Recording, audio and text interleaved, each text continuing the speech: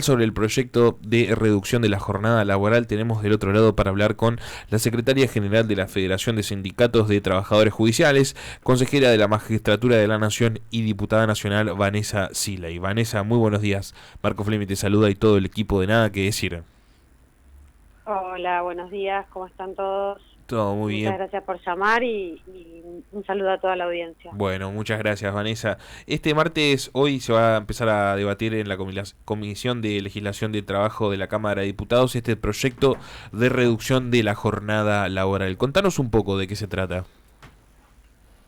Bueno, así es, son varios los proyectos que están presentados y todos ellos, algunos plantean 40 horas semanales, otros plantean 36 horas semanales, hay del socialismo, hay de la izquierda, bueno, hay por supuesto la mayoría son de nuestro bloque, de Unión por la Patria. Sí. Y todos vienen apuntando y fundamentan la reducción de la jornada laboral en varios aspectos. Sí.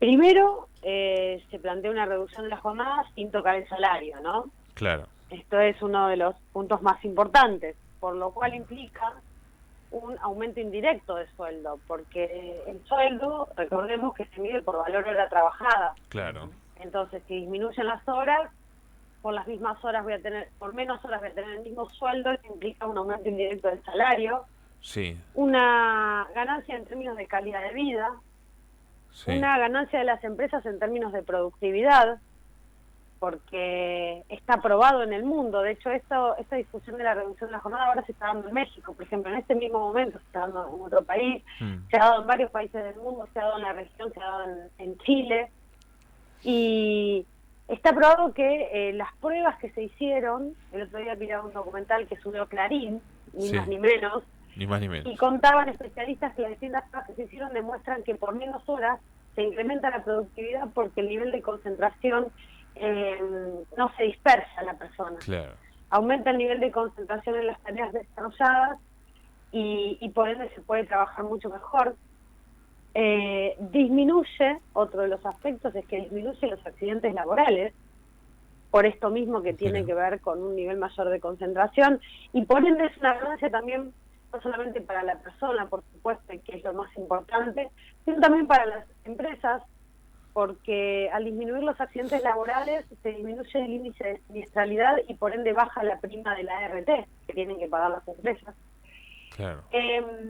También este fenómeno, recordemos que en nuestro país la jornada laboral está regulada en una ley que data de 1929.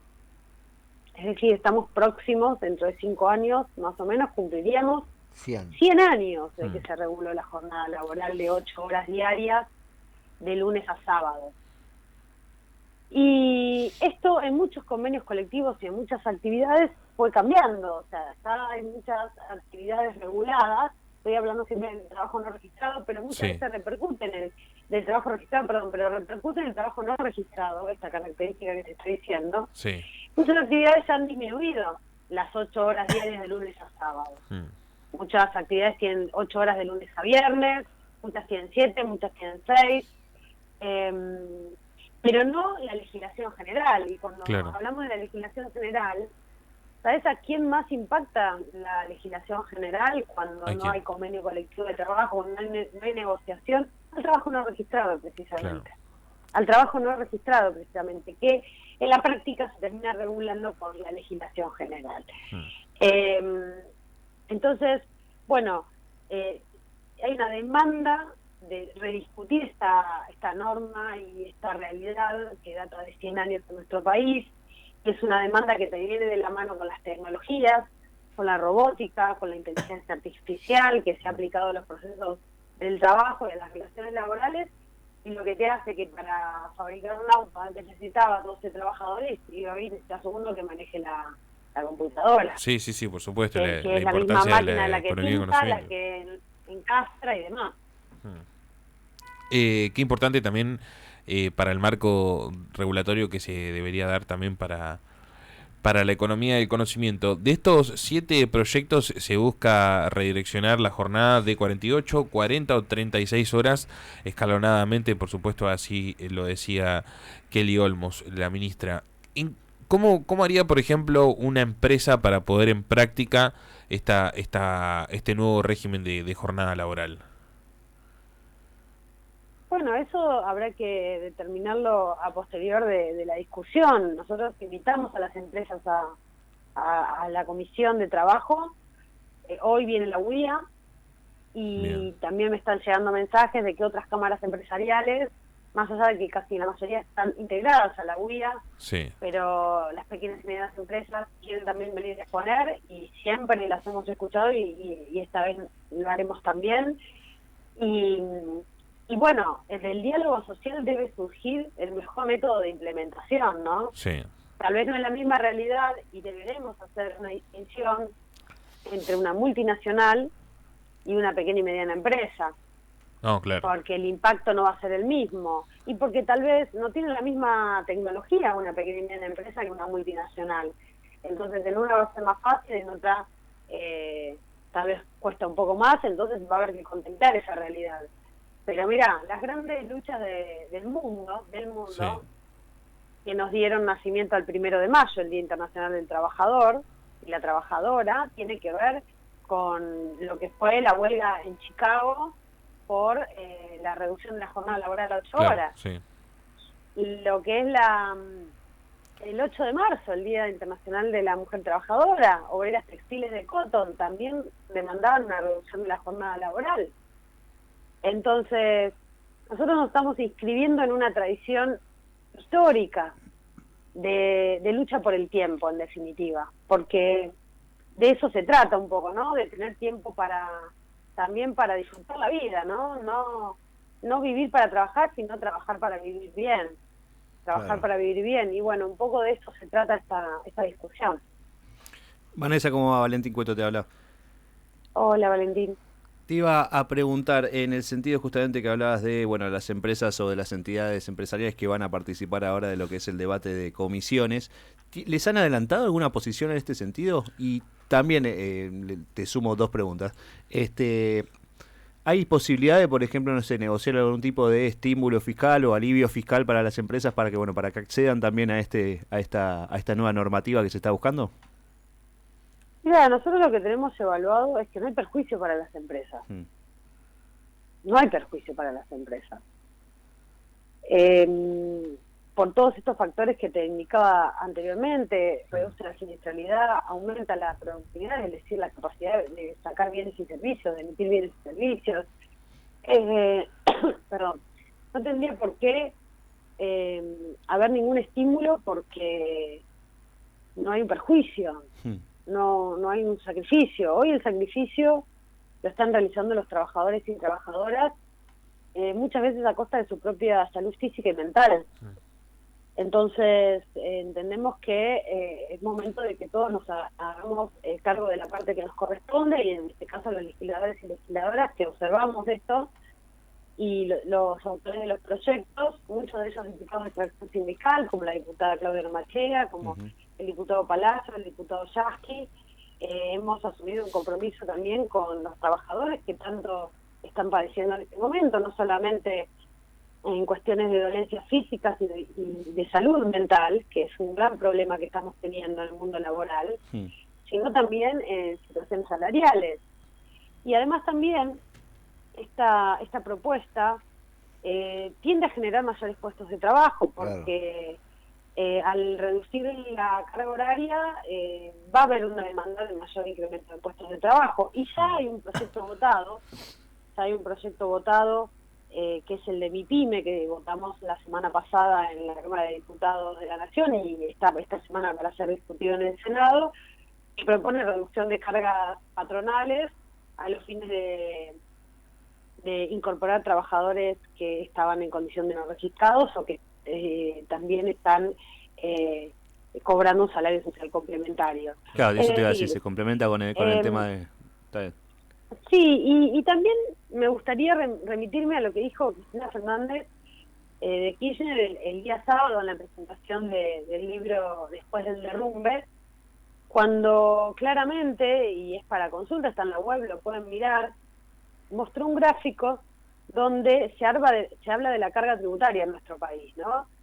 y se habla en un cuadro comparativo de muchos países del mundo, donde claramente observamos que nuestro país es de los poquísimos, que ha reducido la carga tributaria, pasando en el 2015 de un 35,7 a la fecha de un 32, y pico. Entonces, Alemania, Francia, Brasil, otros países del mundo han incrementado absolutamente su carga tributaria, que hoy llega al 40, 45, 47%.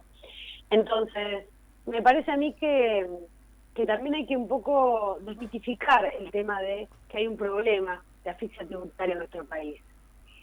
Y en todo caso, el peso que se está sintiendo de esta crisis que estamos viviendo y de los condicionamientos externos por parte del Fondo Monetario Internacional, ese peso lo están cargando las espaldas de los trabajadores y trabajadoras, sean registrados, sean formales, sean informales, en definitiva de las personas que trabajan, ¿no? Vanessa, Carlos Martín te habla.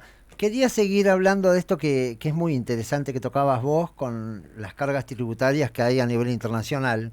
Pero primero quería traerte acá a la Argentina de vuelta. Sí. Tenemos un 30% de evasión en lo que es la economía informal, de lo que hablaba la expresidenta, de si vos vas a tomar un café y no pedís el ticket, eso es un costo que tiene que pagar el país. Pero también hay 500 fábricas que están pagando menos de o casi un 4% de ganancias, y son 500 fábricas, no las conocemos. ¿Por qué no hablan de eso? ¿Y por qué también no se habla en un modo comparativo, que es una de las cosas que criticamos todos los días, de que si nosotros tenemos un 1% de déficit o 0.9, que es lo que reza el presupuesto, nadie le explica a la gente que si vos estás en Francia, en España, como vos bien decías recién, inclusive en Brasil, la carga impositiva llega al 50%, pero hay una diferencia. Allá no tenés salud gratis, no tenés educación gratis, y ese costo lo asume el Estado nacional, al menos acá en la Argentina. Allá nadie habla de eso.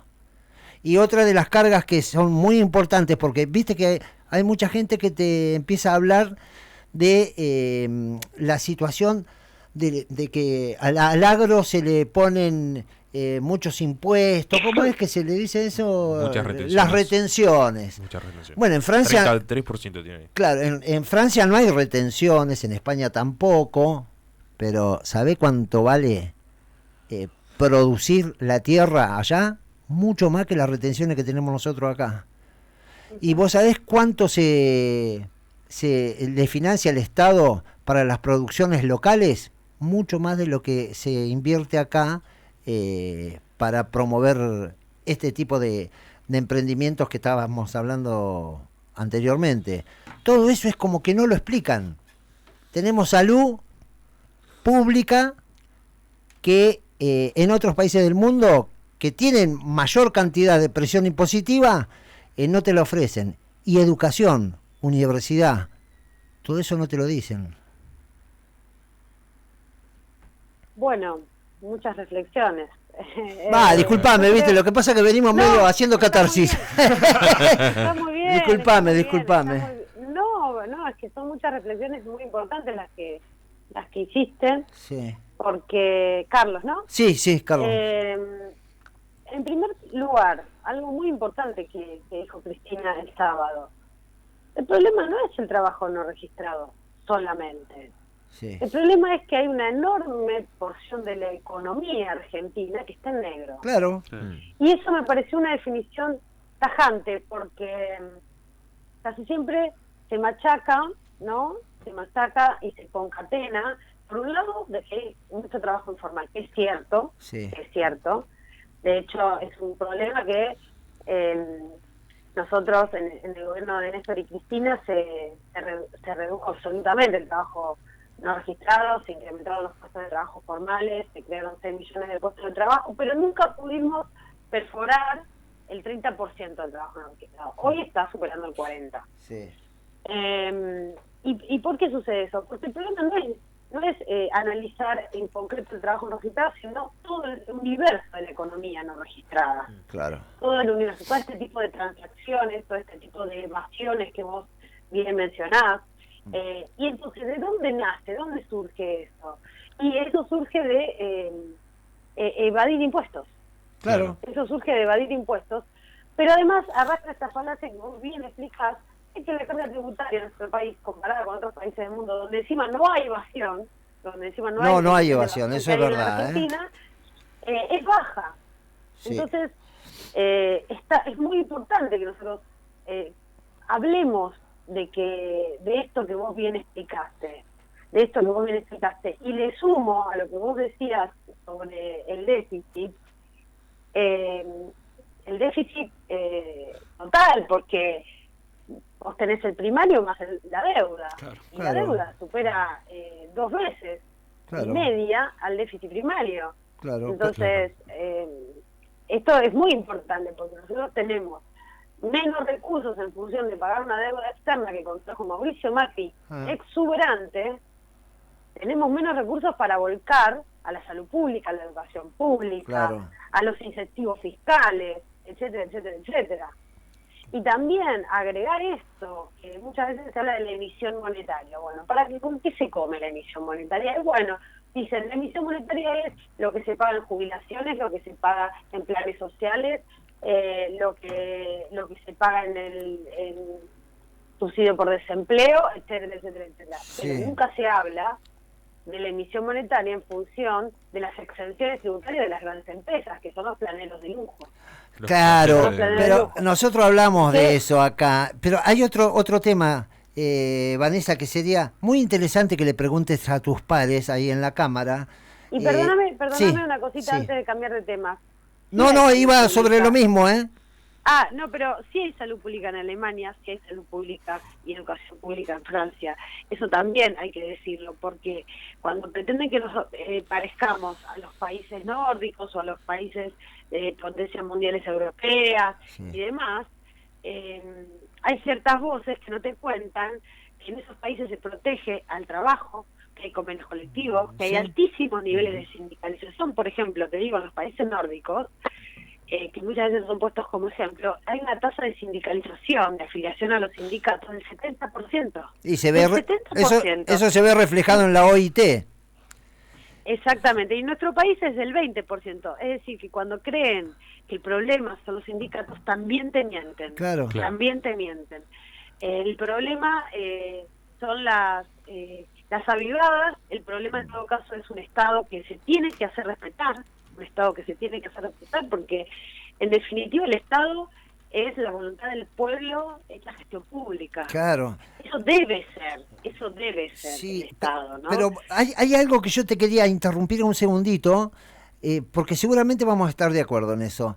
Viste que todos te mandan el espejo de Estados Unidos, que la deuda y los fondos buitre que se los quedan ellos. Nadie te habla de lo que emite Estados Unidos. ¿Vos sabés que es el país que más emisión monetaria tiene? Y además, nadie lo dice. ¿Vos sabés cuál es la deuda externa? Sí, y la deuda externa que tiene, esa no te la cuentan. Emisión monetaria armamentística. Aparte. Y tiene un pueblo que está padeciendo muchísimo Estados Unidos. Tiene un pueblo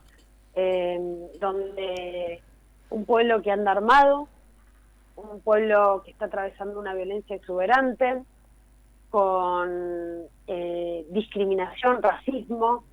Bueno, son todas cosas que la están tratando de traer acá. Ellos tienen problemas raciales, problemas religiosos. Acá no tenemos ni problemas raciales ni religiosos, y tenemos que bancar a un candidato que tilda de el enviado de Lucifer al Papa. Estamos todos locos, ¿entendés? Acá se permite cualquier cosa. Pero creo que la base de todo, ¿sabes dónde está? Mira, quieren traer de Estados Unidos lo malo y no lo bueno. Claro, hay cosas que son buenas. Mira, por ejemplo, Estados Unidos es un país fuertemente proteccionista de su producción nacional. Y eso es muy bueno. Fuertemente proteccionista, y eso es muy bueno. Claro. Eso no lo quieren traer a la Argentina. No. Ahora, las falencias que tiene Estados Unidos, por ejemplo, la salud pública. La salud pública, un ciudadano estadounidense tiene que pagar $300 para ser atendido. Más vale. No hay guardia, hospital público. Más vale. Es un enorme problema y es una demanda que tiene el pueblo estadounidense, por lo cual ha votado a distintos presidentes que lo han propuesto y nadie lo ha cumplido. Claro. Y bueno, quieren traer lo peor y no lo bueno. Claro. A mí no me interesaría, digamos, que si importan métodos de otro lado, si esos métodos son efectivos, si pueden funcionar en Argentina y le van a hacer bien a la gente, que para eso en definitiva está la política. Claro. Ahora, cuando quieren traerlo malo, no nos vengan a decir que estamos aislados del mundo, no, porque ya eso está probado en otro lado que no sirve. Ya está probado en otro lado que no funcionó y que no le hizo bien a la gente, ¿no? Pero más vale. Acá hay un eje que yo siempre trato de destacar, que es, hoy lo hablábamos acá en la mesa, un par tuyo no pudo salir, entonces hablamos un ratito nosotros, es que acá hay una gran confusión y no ponen blanco sobre negro, y me parece que a Cristina no la entienden muchos, que la definición es la economía al servicio del pueblo o el pueblo al servicio de la economía. Yo creo que si no destraban eso inicialmente, todo lo otro termina siendo secundario. Sí, yo creo que es efectivamente así y que muchas veces a Cristina no la entiende. No es que no se la entiende, porque es una persona muy didáctica, muy clara y muy sincera cuando habla, y eso el pueblo lo valora infinitamente, sino que no se la quiere escuchar. Bueno, porque, a nivel dirigencial, la gente la escucha. A nivel dirigencial, claro, a nivel dirigencial. Muy bien. No, es así. El pueblo la escucha y la entiende claramente, ¿eh? Sí. El pueblo, como decía, a mí me gusta repetir una frase de Raimundo Ongaro, gran dirigente gráfico, protagonista de grandes luchas en nuestro país por la defensa de los trabajadores. Él decía, los trabajadores no son ideológicos, son lógicos. Claro. Y yo lo hago extensivo al pueblo. El pueblo no es ideológico, es lógico. Claro. Como bien lo explicó Cristina, no es que el pueblo se derechizó, está demandando cosas, derechos fundamentales, capacidad de poder adquisitivo, vivienda, salud, educación de calidad, etcétera, etcétera, etcétera. Eso no es ni de izquierda ni de derecha, es de peronista. Es más bien de peronista, ¿no? Me estás invitando a que haga catarsis con vos, Vanessa, ¿no sabes? Bueno. Vos, Vanessa, acá, yo soy el mayor de todos acá en esta mesa y tuve la suerte de vivir épocas anteriores, cuando empezó la democracia, y realmente la gente militaba porque lo sentía. Después, bueno, apareció un gráfico, no Ongaro, por supuesto, ¿no? Alguien que manejaba el papel y dijo que a la militancia él la pagaba, la compraba. Ahí se mercantilizó. Dimos 200 pasos para atrás. El que de la matanza. Después nosotros teníamos como militantes la posibilidad de contactarnos, hablar con Antonio Cafiero, con todos los gobernadores, con los ministros. Hoy no te atiende la secretaria de un director de línea.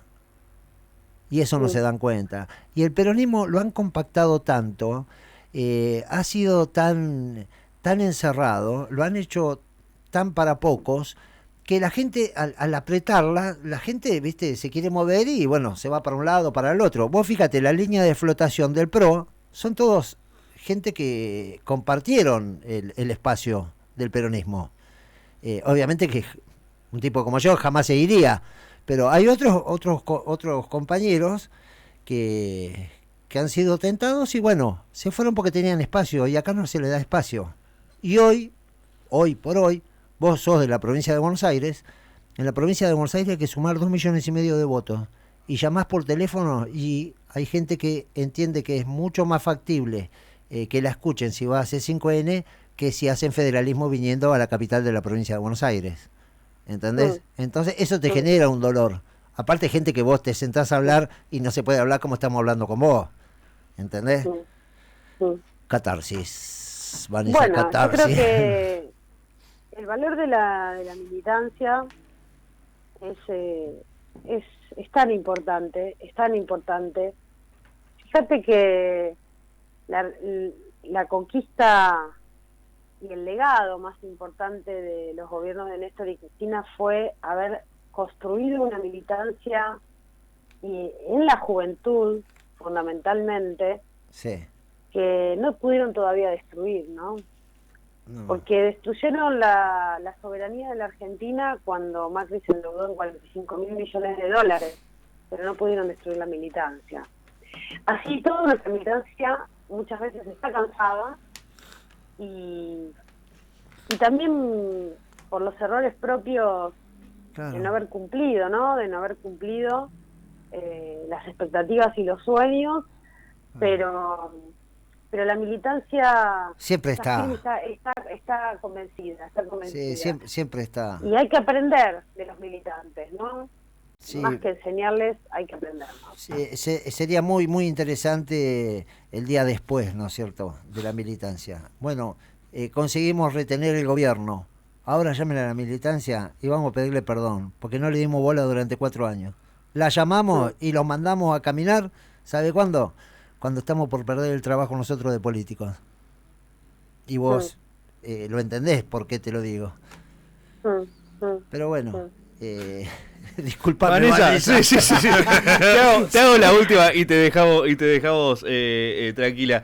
El próximo gobierno de Sergio Massa, porque ya es evidente que bueno, ahora quedan solamente 2 días para hacer anuncios, etcétera, pero un próximo gobierno de Sergio Massa, si es que eventualmente accede a la presidencia de la Nación, va a necesitar más apoyo del sindicalismo de lo que hubo por lo menos estos 4 años y probablemente de lo que haya habido en los 12 años del kirchnerismo incluso. Sí. Y en ese sentido, vos que venís de extracción sindical, ¿van a pedir más lugar desde el sindicalismo para la gestión pública?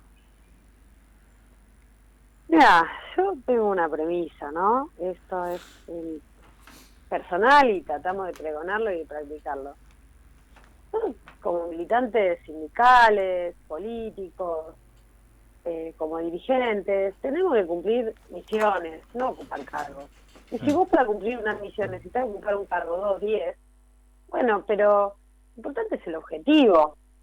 Y si el pueblo está mejor, como estaba con Cristina, ¿no? El pueblo...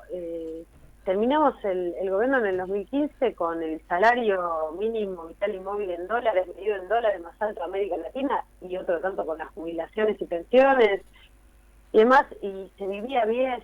Mirá, yo negocio paritarias desde aquella época, y negociábamos paritarias en el 2015, parece ser que, viste, fue hace un montón, pero fue en el 2015, una vez al año, y le ganábamos a la inflación. Claro.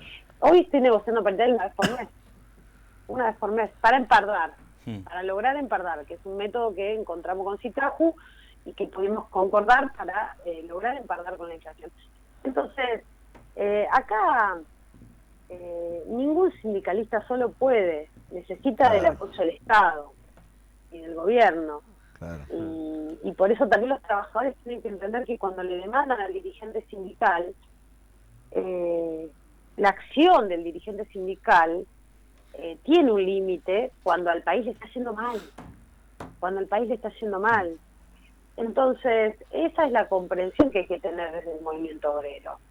Si al país le va bien, a tus trabajadores, a tus representados también les va a ir bien. Además de lo que vos puedas además conseguir en beneficios y en derechos en el convenio colectivo y en la paritaria. Pero va a estar bien la comunidad entera, ¿no? Claro. Entonces, me parece que ese es el eje central. Recuperar la capacidad de que toda la comunidad esté bien, no solamente mi quintita, mi sector, mis afiliados, ¿no? Porque aparte es imposible. Sí, obvio. Entonces, siempre decimos, no se puede tener, decíamos una frase que me permite decir con ustedes, ya que estamos charlando, que es, muchas veces algunos compañeros trabajadores quieren tener al Che Guevara en el gremio y a Milei en el gobierno. Bueno, esas dos cosas juntas no se pueden. No. Y vos sabés qué es lo que necesita la gente, Vanessa. llegar del 1 al 30, comer un asado el fin de semana, irse 15 días de vacaciones y cada 4 años, si podemos cambiar el auto, bárbaro. Y si no, no importa, esperamos 1 o 2 años más. ¿Es tanto? Se metieron con la comida esta vez. Nunca tuvimos ese problema de que se metieron con la comida. Y se metieron con la comida de la gente. Sí, además una oposición que amenaza que en el presupuesto 2024 reducir 15% del Eso PBI, y me parece importante también la definición de Cristina y lo importante de comunicar todas las políticas sociales que se podrían exterminar de ese modo. Así es. Vanessa, muchas gracias por esta qué comunicación. bueno hablar con vos, Vanessa. Me volvió el alma al cuerpo. Está contento. Vamos, Sí, estoy re contento. Muy bien, me alegro. Vamos con fuerza. Sí. Les mando un saludo enorme y a disposición.